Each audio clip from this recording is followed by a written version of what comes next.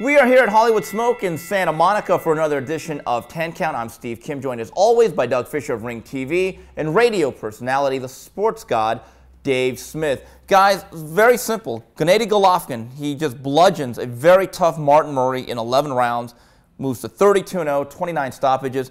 Dave, is it clear in your mind, is he the best middleweight right now, bar none? Absolutely. You look at Julio Cesar Chavez Jr. or any of these guys, he's going to ruin them. Miguel Cotto, I think he'd do the same to him. And what's funny to me was, well, he didn't look all that good. You're hearing some of these experts. What was wrong with Golovkin? Martin Murray's a tough guy.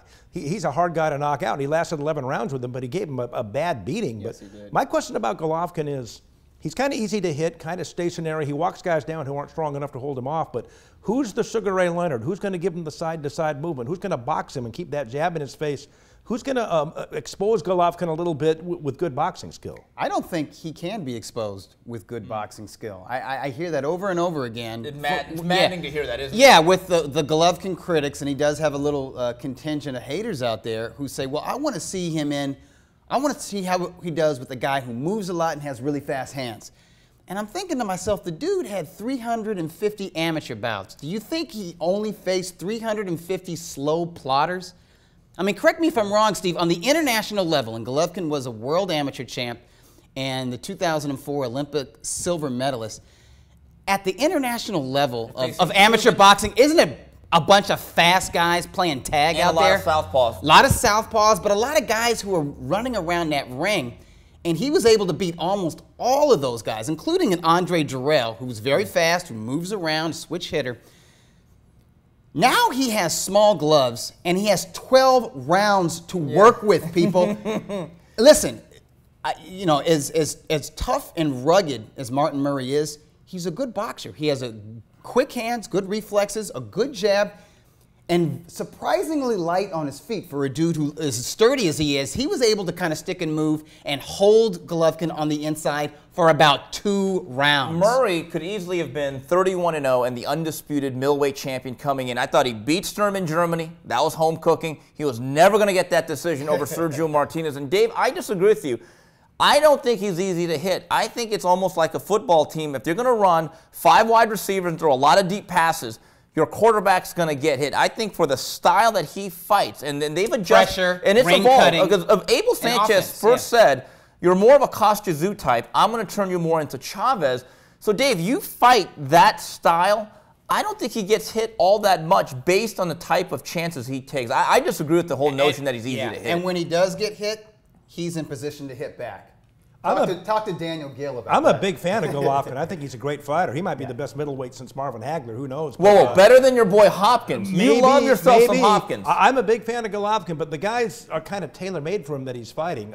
There's nobody out there who's a mover and who's a boxer right now in the middleweight division with a lot of skill who can maybe get him into the deep water, keep a jab in his face. There's a guy named Hassan Endom who boxes like that. Yeah, but there's no Sugar Ray Leonard, Tommy Hearns, Hagler. There's no guys around to really test him these There's days. no Sugar Ray Leonards or Thomas Hearns in any weight class. Yeah. I mean, it's not the 80s, you know.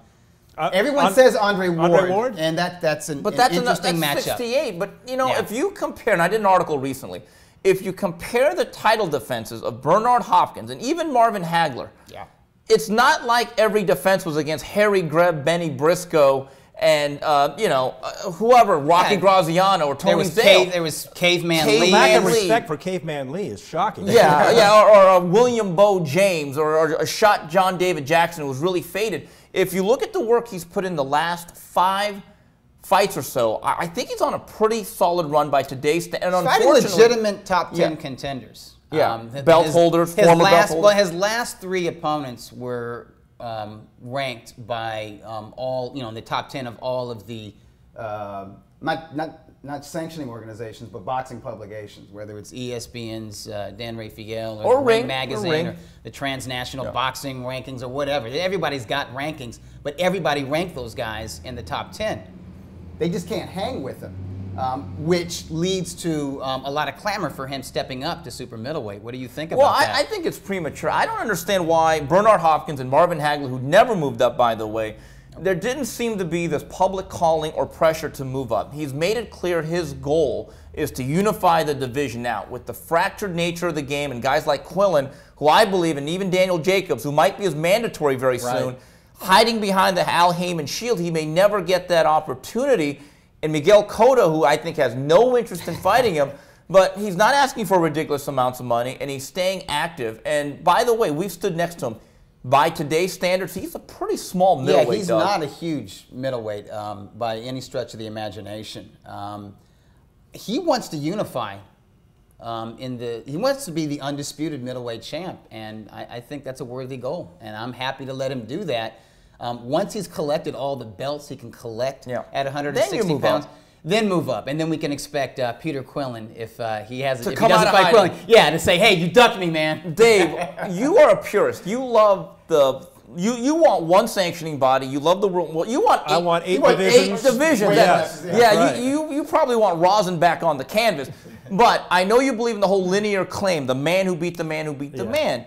But I just wonder how draconian that is now, given the fact Miguel Cotto is the linear middleweight champion. I mean, let's live in the real world. Do you think Miguel Cotto wants any part of Golovkin? And with that said, how is Golovkin not crowned the middleweight champion, with that said? Well, he is in my mind. He's the best middleweight in the world. Likewise. I mean, Cotto's past his prime. Julio Cesar Chavez would get ruined by him. He's up in another weight class, to hit. too. How about a guy like a Carl Froch coming down to middleweight?